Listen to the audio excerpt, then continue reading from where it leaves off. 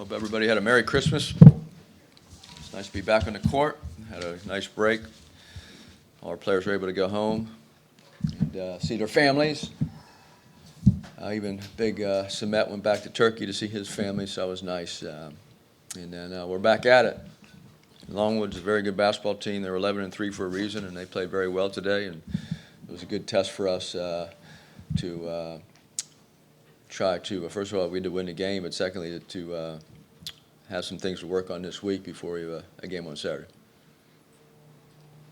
All right, so let's start there. What did you see today that you see as areas that need improvement before Saturday? Well, 20 turnovers. It's our worst turnover game probably the whole year. We have to make the first half. We didn't share the ball at the right time. We over dribbled. The second half we had 14 assists, which was outstanding, and that's why we scored 53 points. And so, when we share the ball, we've been shooting the ball well as a team. I think we were 60%, 62 for the game. Against Boston College, we were 64% for the game. That's pretty high. 3-point line, we've been shooting very well. So we're doing our part, making shots. We just have to get to that position where we hit the open man at the right time. There were multiple times throughout the game where you guys pulled away and started to build a lead, and then Longwood answered. Ultimately, you guys did pull away. What can you say about your team's mental endurance throughout the game? Well, Longwood played exceptionally well, especially in the first half. We had that 13-point lead, and they cut it down to 2, or tied the game up right before halftime. So I got to give them credit. They were 11-3 for a reason. They're a good basketball team, and they played very well. They made shots today, and so they're hard to guard because they're very versatile, they're very athletic, and they're quick. I mean, we're bigger, but they had some quickness advantages in certain positions, and they used it. I'm proud of our guys to come out in the second half and make those 2 threes early, get some defensive stops, and then we were able to push the game out a little bit to make it a 16-point win. Along those lines, what did you and your team discuss at halftime? You started with I think it was a 15-3 run to open the second half. What kind of changes did you make? Well, starting on the defensive end, giving up 43 points in the first half, and the ball screen coverage was not very good. Our bigs weren't challenging their shots. Our guards weren't getting over underneath quick enough. Our weak side, help side, wasn't in the right position. So that was number one. And number 2 was 5 assists at halftime for a team that scores the ball like us is not good enough. And so our guys did a really good job on both in the second half. For a team that's brought in so many different players from different programs, playing for a new coach, are they meshing the way you would like to see them 13 in, or is there a level more that you'd like to see? No, our team has really improved. We are a totally different team than we were when we started the season. A lot of that is there's improvement on defense. Other than today's slippage, we've been defending at a very high level the last 5-6 games. Offensively, we're sharing the ball. They know what it takes, the formula for success, defensively and offensively, and they're buying into it. And we have it's a fun group to coach. They are very mature most of the time, and we can really score the ball, push it out. I think we scored over 104 times, and today had 98. So I think offensively we're playing at a pretty high level. We were hoping with the transfer portal, so many guys we recruited had averaged double figures at their previous universities, that we would be able to be versatile enough, mix and match different, go big, go small, but still be able to score the ball no matter if we were big or small on the defensive end. So we're proud of our development. Our guys have played hard. Their team's improved. Matt was hurt the first possession of the first game, so that hurt us as a team. It hurt him because he had been playing very well, and then he was hurt and missed about 2 weeks of practice, and then it took him a while to get back, and then Samet didn't play the first couple of games. And so we are a different team now and a better team than when we started the season. What did you see from Johan tonight that seemed, arguably his best game in an SMU uniform? Well, he was extremely aggressive on the rebounding. He was not at Boston College, so that's part of player development, learning from your mistakes, learning to try to get better, and he was extremely impressive tonight. He was energetic. He went after it. He pursued the ball rebounding wise on the offensive and defensive end, and I might have had his career high in rebounding. I don't know if 11 is his career high, but to have 20 points and 11 rebounds, he was doing what it took to have a good game. You mentioned that your guys had a size advantage, especially in the front court, but also acknowledged Longwood's a very quick team. You did out-rebound them 33-30. They had a 15-8 edge on offensive rebounds. Are those numbers you kind of anticipated facing a team like this, or is that an area of concern that will be focused on this? Well, the 15, they missed 38. They missed 38 shots. And we only missed 19. So we rebounded 8 of our 19 misses, and they rebounded 15 of their 38. So sometimes when you shoot 62% from the field, you don't have as many chances to rebound your own misses. But we have been one of the best rebounding teams in the country before this game, and we had a little slippage against Boston College. They had 20 offensive rebounds against us. But the more possessions and more shots and more misses can feed into those numbers, but we have to do a better job of pursuing the ball, meaning our guards have to come back and rebound. They just can't box out and stand and stare. They have to go pursue the ball. And I thought Johan did that at a high level today, which he had not been doing, and some of our guards still need to improve on that. You've had Virginia in here on the day when the football team was playing a championship game elsewhere. What does it mean for the transition of this program, Duke being Duke, to host them this Saturday, especially with you playing well? Yeah, I think we're both 11-2, both teams, and 2-0 in the league, and they have a midweek game, I think, on Tuesday. So we'll be preparing for that game for the entire week, and it'll be a sold-out crowd and sold-out arena. There'll be a lot of energy here, and Duke is an exceptional team, and they have great players, and we have to be ready. Can you compare it to any of the experiences at SC? Well, we played UCLA twice every year, and they were in the same city. So when you're talking about rivalries, I wouldn't say SMU and Duke are basketball rivals just because we're new to the first time we've ever been in the ACC. But we respect them, and we know how good they are. When you're at USC for 11 years and you have a crosstown rivalry and you play them twice, those were fun games. And I assume that Saturday will be a fun game like that, meaning the atmosphere, the energy, the fans, and hopefully our players will rise to the challenge and play well.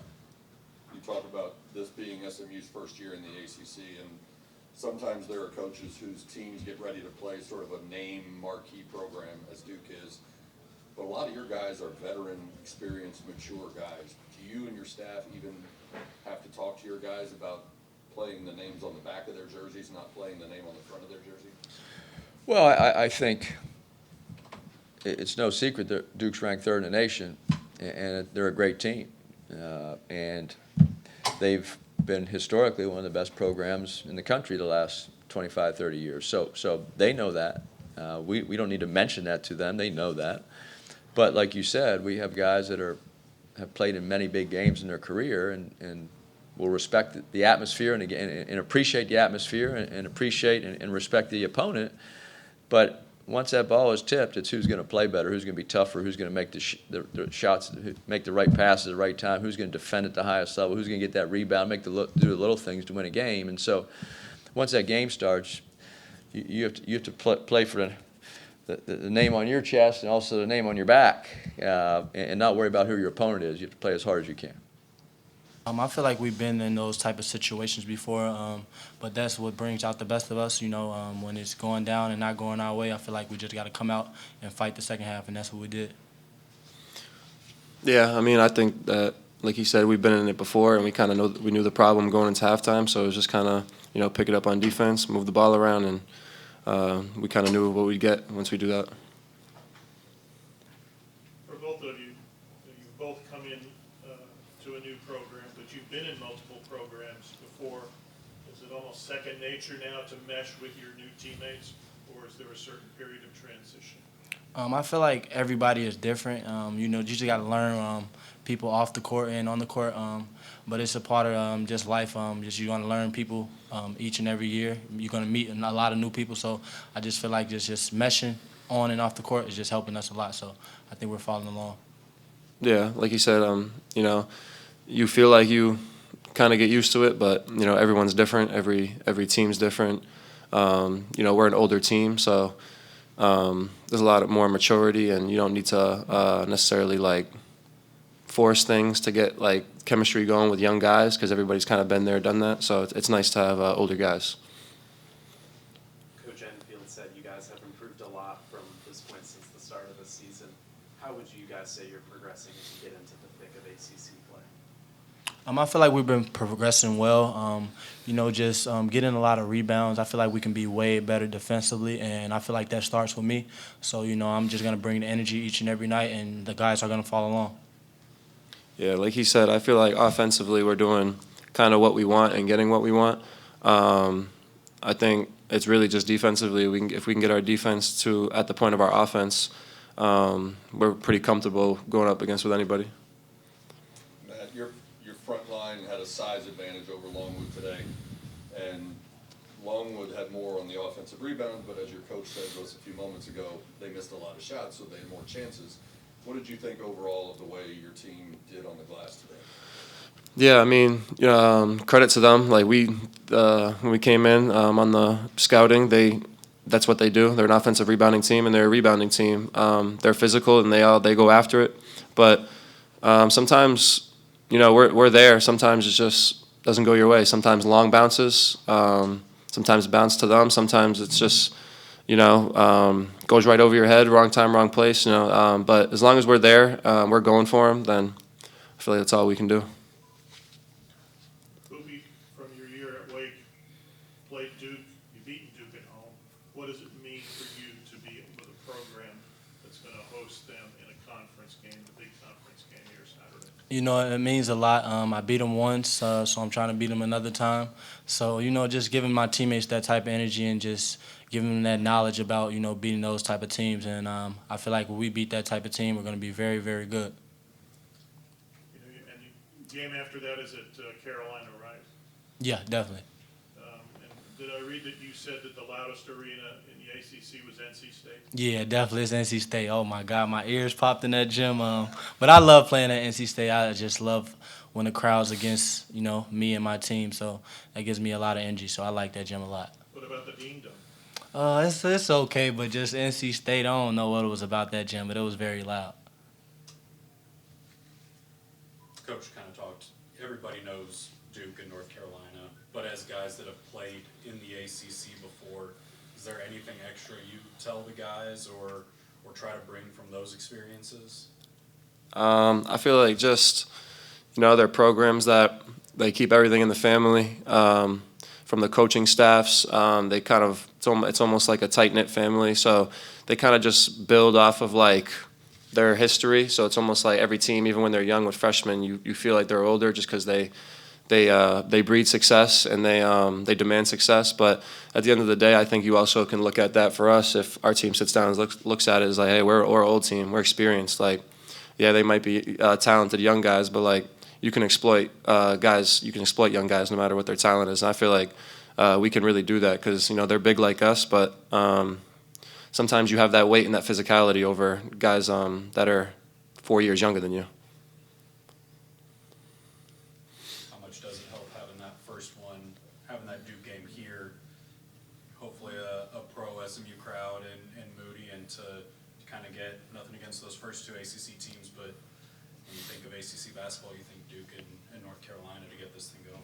Yeah, I don't know if Duke has ever been here before, but, just getting that type of win is going to bring a lot of energy for our fans. I hope our fans come out and come see us play. The fans are going to give us a lot of energy to win that game, and we're very excited for that game.